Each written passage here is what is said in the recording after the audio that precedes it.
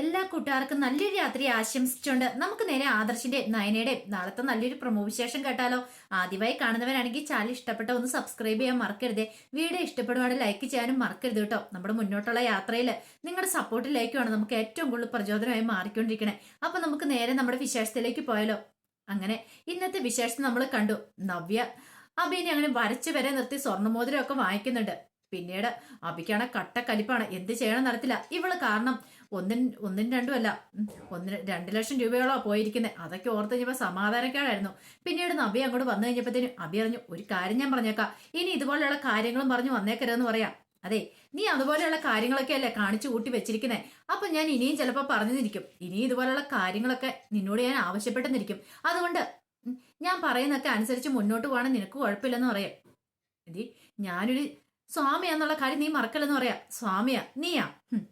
നീ സ്വാമിയല്ല, വെറും ആസ്വാമിയാന്ന് പറയണ. കാരണം എടാ, സ്വാമിമാർക്ക് പോലും നാണക്കേടാ. മലയ്ക്ക് പോകാൻ മാലയിട്ട എങ്ങനെയാണോ കള്ളം പറയല്ല, അങ്ങനെ കുറെ കാര്യങ്ങളൊക്കെ ഉണ്ട്. നീയോ നിനക്ക് നോൺ വെജ് കഴിക്കാൻ പറ്റുമെങ്കിൽ നീ അതുകൂടെ കഴിച്ചാനും. ഇനി അത് കഴിക്കുന്നുണ്ടോ എന്ന് പോലും അറിയത്തില്ല. എന്നിട്ടാ നീ വലിയ ആള് കളിക്കുന്നേ. ആരെയൊക്കെയോ ബോധിപ്പിക്കാൻ വേണ്ടിയിട്ട് മലയ്ക്ക് പോകാനായിട്ട് മാല ഇട്ടിരിക്കോ. അല്ലാതെ വെറുതെ എടുത്ത് നല്ല നോമ്പ് നെറ്റി പോകാൻ തീരുമാനിച്ചിട്ടല്ലോ നീ ഇങ്ങനെ എടുത്തിരിക്കുന്നേ എന്ന് പറയണം. ഇത് കേട്ട് കഴിഞ്ഞപ്പോഴത്തേനും പെട്ടെന്ന് തന്നെ അഭി പറഞ്ഞു, ദേ നീ ഒന്നും മിണ്ടായിരിക്കുന്നുണ്ടോ നബിയെ? എനിക്ക് അല്ലെങ്കിൽ തന്നെ തലയ്ക്ക് ഭ്രാന്ത് കയറുവാ. നീ കാരണം എനിക്ക് ഒരു സമാധാനം ഇല്ലെന്ന് പറയാം. ഇത് കേട്ടപ്പോ നബി പറഞ്ഞു, ഓ ഞാൻ കാരണമായിരിക്കും ഇപ്പൊ സമാധാനക്കേടല്ലേ? മുമ്പ് ഇങ്ങനെയൊന്നും ആയിരുന്നില്ലല്ലോ, ഇപ്പോഴല്ലേ നിനക്ക് സമാധാനക്കേട്? എന്നെ കാണുമ്പോൾ നിനക്ക് ഇച്ചിരി സമാധാനക്കേട് കൂടുതലാന്ന് എനിക്കറിയാം. അത് കുഴപ്പമില്ല, നീ അങ്ങോട്ട് വരവ് വെച്ചോ. പക്ഷേങ്കിൽ എന്നും പറഞ്ഞോട്ട് ഞാൻ അങ്ങോട്ട് ഒഴിഞ്ഞു പോകാൻ കൂട്ടാക്കുന്നില്ല. നീ എന്തൊക്കെ പറഞ്ഞാലും ഞാൻ ഇവിടെ തന്നെ തുടരും.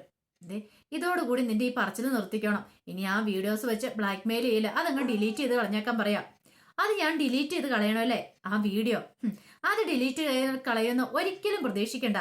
കാരണം അതെനിക്കൊരു തുറപ്പുചീട്ടാണ്. ഇനിയും നീ ഇതുപോലത്തെ വേലത്തരങ്ങളൊക്കെ കാണിച്ചെന്നിരിക്കും. അപ്പൊ നിന്നെ കൊണ്ട് എനിക്ക് പല പരിപാടികളും ഉണ്ട്. ഞാൻ പറയുന്ന സാധനങ്ങളൊക്കെ മേടിച്ചോണ്ട് വേണം. ഇങ്ങനെയെങ്കിലും ഞാൻ പറയുന്നത് നീ ഒന്ന് അനുസരിക്കടാ. ഞാൻ ഇന്നും ഇന്നലെ അല്ലോ നിന്നെ കാണുന്നേ. നീ നിന്റെ അമ്മയും ആരാ എന്താന്നൊക്കെ ഞാൻ ശരിക്കും മനസ്സിലാക്കിയേക്കുന്ന. തക്കം കിട്ടിയ എന്റെ വയറ്റിൽ കിടക്കുന്ന കുഞ്ഞിനെ പോലും ഇല്ലാതാക്കാൻ നീ ഒന്നും മടിക്കത്തില്ല. എന്നിട്ട് അവൻ പറയുന്ന കേട്ടില്ലേ, തൽക്കാലത്തേക്ക് ഇപ്പം എനിക്കിത് മതി. ഇനി ഞാൻ പറയുമ്പോ നീ ചെയ്തു തന്നാ മതി എന്ന് പറഞ്ഞുകൊണ്ട് നവ്യ അങ്ങോട്ടേക്ക് പോവാണ്. ആ സമയമാണ് അങ്ങോട്ടേക്ക് രേവതി വരുന്നത്, അനന്തപുരിയിലേക്ക്. കാരണം അവൾ അന്നാമ്മയ്ക്ക് വിളിച്ച് കുറച്ച് കാര്യങ്ങളൊക്കെ പറഞ്ഞിട്ടുണ്ടായിരുന്നു.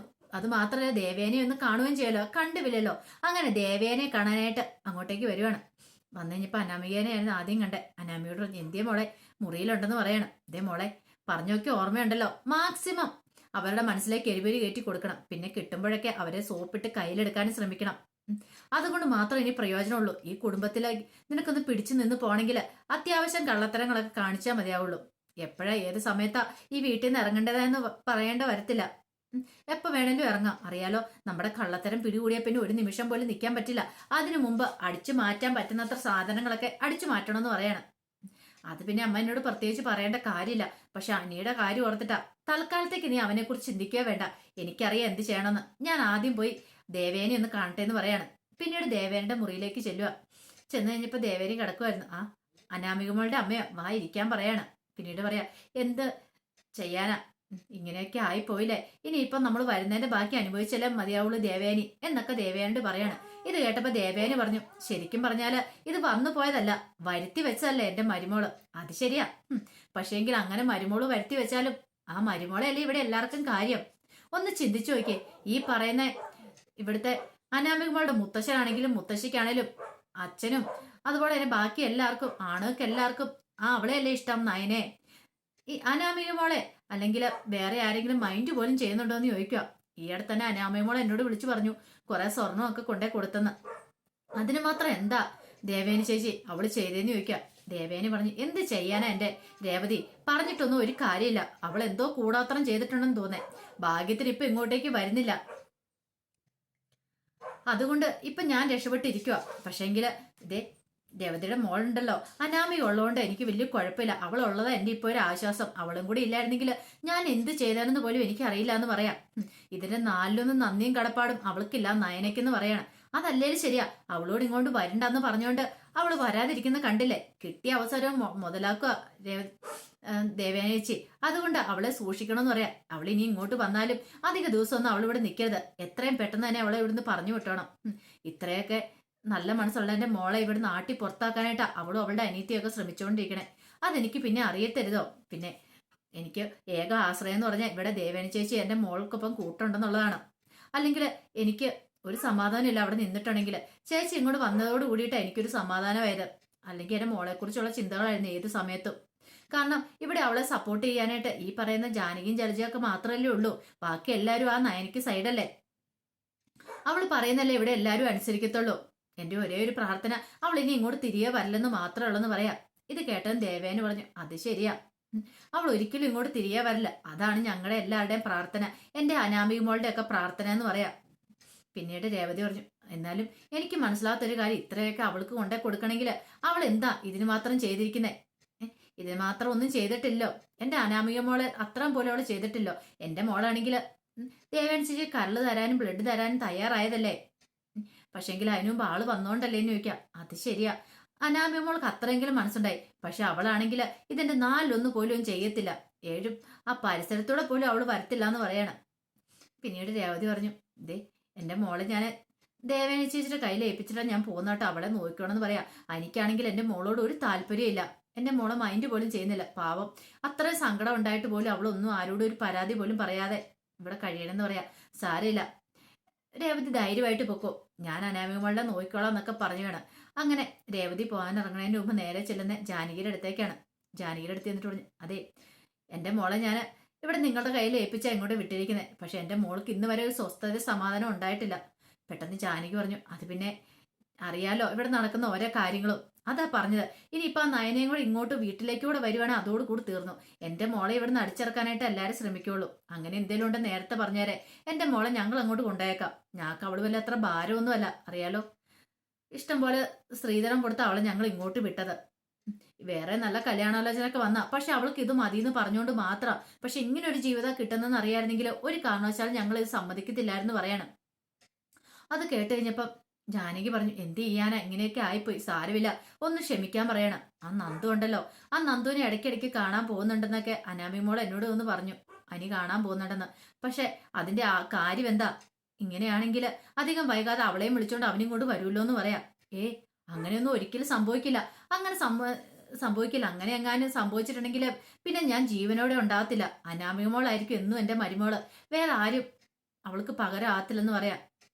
പിന്നീട് കുറെ സമയം കൂടെ സംസാരിച്ച് എരിപൊരി കയറ്റി കൊടുത്തിട്ടാണ് രേവതി അങ്ങോട്ടേക്ക് പോണേ. അനാമിക്ക് സന്തോഷമായി. അമ്മ ഈ സമയത്ത് വന്ന് എന്തുകൊണ്ടും നല്ലതാ. അല്ലായിരുന്നെങ്കിൽ തന്നെ കൂടെ തന്നെ ഇതൊന്നും മാനേജ് ചെയ്യാൻ പറ്റില്ല. ഇവരുടെ മനസ്സിലേക്ക് എരിപൊരി കയറ്റി കൊടുത്താലും തനിക്ക് എത്രമാത്രം പറയാൻ പറ്റും. പക്ഷെ അമ്മയും കൂടെ വന്ന് പറഞ്ഞു കഴിയുമ്പോഴത്തേനും അതിന് കൂടുതലൊരു ഗുമ്മുണ്ടല്ലോ എന്നൊരു ചിന്ത അനാമികയുടെ മനസ്സിലുണ്ട്. പിന്നീട് ആദർശ് ദേവേനയുടെ മുറിയിലേക്ക് വരുവാണ്. മുറിയിലേക്ക് വന്ന് കഴിഞ്ഞപ്പോ ദേവേന ഇങ്ങനെ ആലോചിച്ചോണ്ടിരിക്കുക. ആദർശ് ചോദിച്ചു, എങ്ങനെയുണ്ടമ്മേ, അമ്മയ്ക്ക് ഇപ്പൊ കുറവുണ്ടോന്ന് ചോദിക്കുകയാണ്. വലിയ കുഴപ്പമില്ല.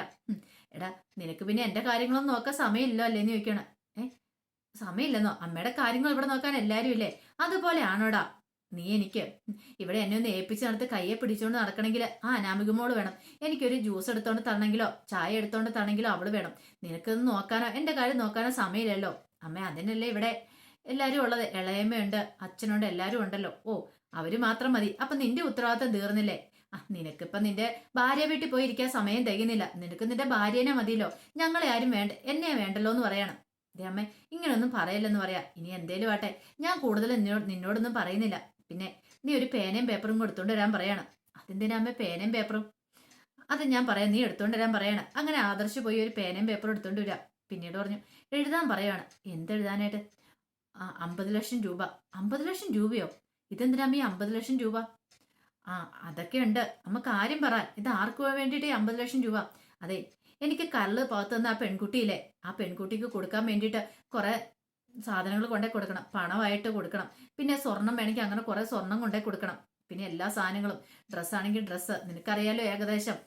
നീ അങ്ങനെ എല്ലാ സാധനങ്ങളെല്ലാം മേടിച്ച അവളുടെ വീട്ടിലെത്തിക്കണമെന്ന് പറയാ. ഇത് കേട്ട് കഴിഞ്ഞപ്പോഴത്തേനും ആദർശ് പറഞ്ഞു, അമ്മ എന്താ ഈ പറയണേന്ന് ചോദിക്കുക. ഇതിന്റെ ഒന്നും ആവശ്യമില്ല.